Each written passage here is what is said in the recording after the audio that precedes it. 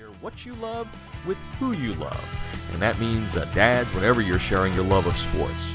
Football, basketball, field, it doesn't matter. Whenever you're sharing it with the kids, do it over a bowl of Frosted Flakes. And we're going to talk about a family that has a lot of football passion here in just a couple of seconds, but I have to set the stage. The first thing I always have to say is when I get to go back to Pennsylvania, I'm a happy boy. So we're going to go there right now. We're going to talk about one of the legendary coaches in the state. He retired back after the 2011 season with almost 300 victories, a state championship at Lansdale Catholic. His name is Jim Algeo, and he had 9 kids, he and his wife, Mickey, 6 girls, 3 boys. I actually covered John Algeo back in the mid-'90s there, and it's just an incredible program. And recently, Wendy Badman, a good friend of our show out of the Philadelphia area, contacted me and said, Jeff, you got to talk to Bridget Algeo-Latukis. She is doing a documentary called Football Family, and of course we know how popular football documentaries are becoming, especially after Undefeated wins the Oscar a couple of years back, and we did have Dan Lindsay and TJ Martin, the directors, on the show just before they won the gold. So we take credit for that. And what we're going to try and do today is tell you about this documentary that's up on Kickstarter, which is Kickstarter.com. For those of you that don't know, Kickstarter.com is a crowdsourcing way for filmmakers to get films made. And Bridget has put together a trailer for this documentary called Football Family. And she's on the line right now to talk about it, how you can get involved. And we're going to try and get this documentary made. Welcome to the show, Bridget. Hi, Jeff. Thanks for having me. Oh, it's always good, like I said, to go back home. And, I know where Lansdale is. It's a suburban community outside of Philadelphia. There's a great public school program there, North Penn, that we've talked about on the program. But let's kind of set the scene before we get into the documentary itself about Lansdale Catholic, the school, how football fits into the school, into the fabric of the school, and how the Algeo family for 44 years was kind of at the heart and soul, maybe the heart of football at Lansdale Catholic. Well, sure. Like you said, Lansdale is a great little community. We have so much going on there. We have a newspaper, we have a radio station, and like you said, we have North Penn High School. They have a wonderful football program. My dad actually started at Lansdale Catholic in 1968, and when he came, it was his first head coaching job and his only head coaching job. He had been an assistant at places like Cardinal Doherty and Sun Valley and Pencrest. And when he came to Lansdale Catholic, he started what's called the Rare Breed tradition. And our family has really just been a part of that, and so many families have been a part of that throughout the Lansdale community and other areas as well, Quakertown, Percy, Souderton. So, yeah, it's a great school, a great community, and the football program has really just been a big part of that. And your dad did such a wonderful job, and listeners out there, I can personally speak for my interactions with Coach Algeo, and wow, not your, he could yell and scream, but I mean, when you dealt with him, it was all about the kids, it was all about the program, the school, and all of those things. Class act, a Hall of Fame coach. We're talking with Bridget Algeo-Latukis tonight. We're going to be tweeting out here and also putting up on Facebook the link to Football Family and how you can get involved and donate and get this documentary made. So let's get to the documentary. Football Family, where does it come from? What's the genesis of the idea? It began actually as a fiction manuscript a couple years ago, not long after the 2004 state title. And in that manuscript, there were a couple of things that were, part of my dad's career there at that point. It was about 40 years. So I took some highlights out of it, put it in a fictitious account, and then it occurred to me a couple years later that the real story was actually better, that to tell the story of the Rare Breed of Lansdale and my dad's coaching career in a nonfiction way. So I had written a manuscript, and that was pretty much completed when I started pitching that and looking long-term.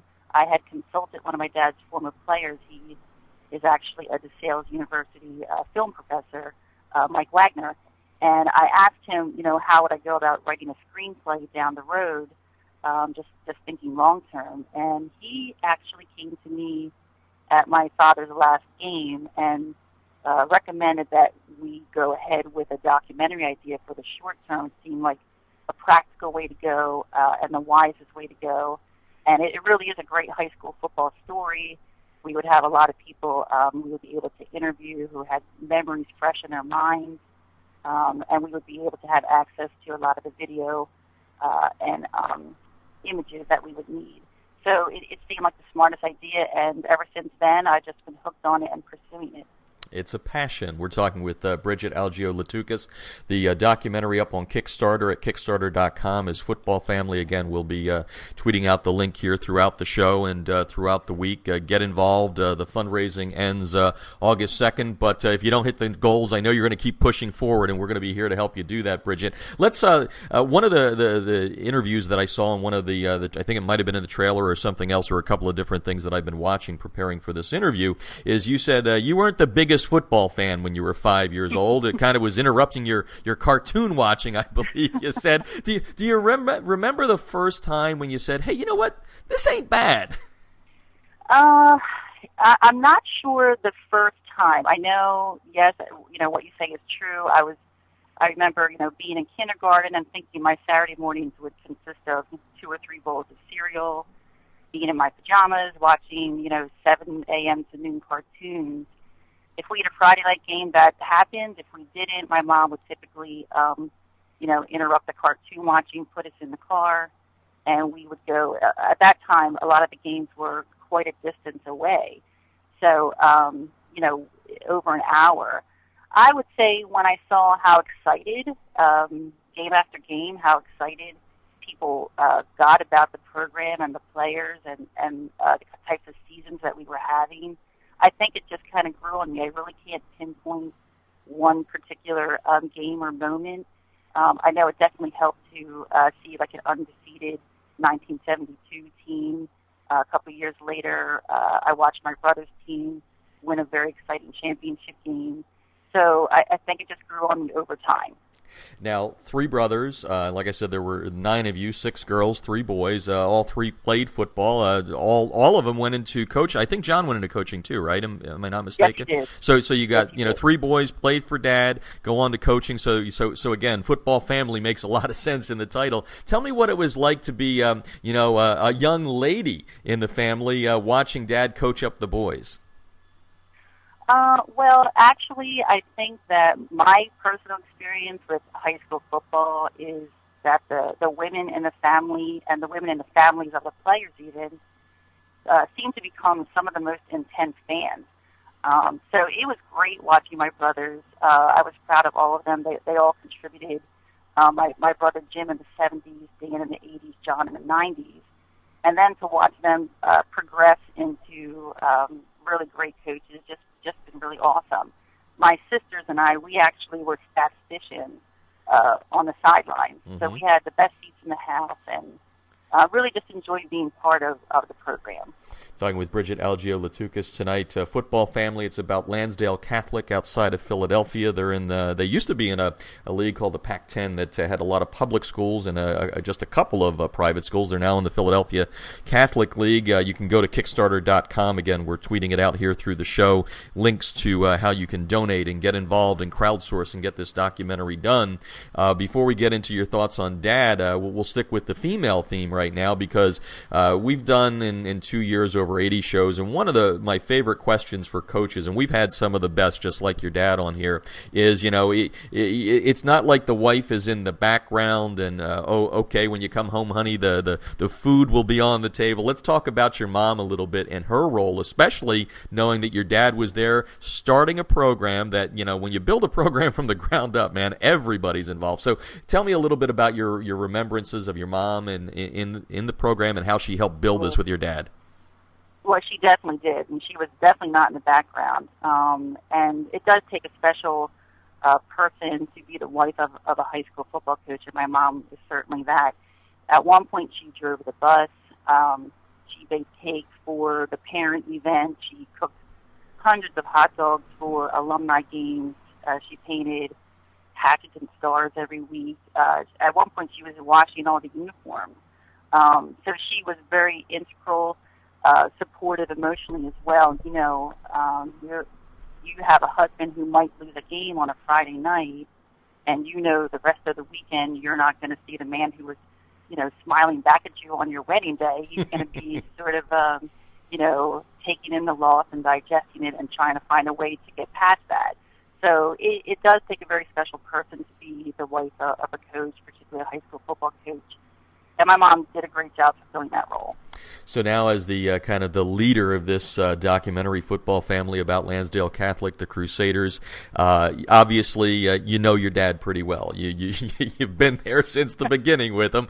The question I think that would be interesting to hear the answer to is: have you discovered anything about your dad in this process as you're building it and asking people for photos and to do interviews? Have you learned anything that you didn't know, and what would that be if that's the case?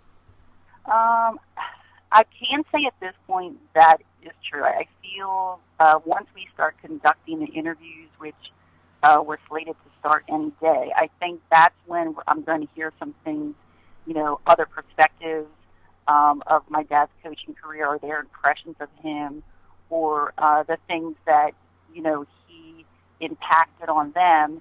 I'm pretty sure that's what I'm going to hear, the things that may be surprising to me. What is the one thing that you would like to see? Obviously, you got to have arcs in a documentary, and for the listeners that don't know what that is, you kind of bring storylines together and build. What is the main message you want to have delivered about your dad?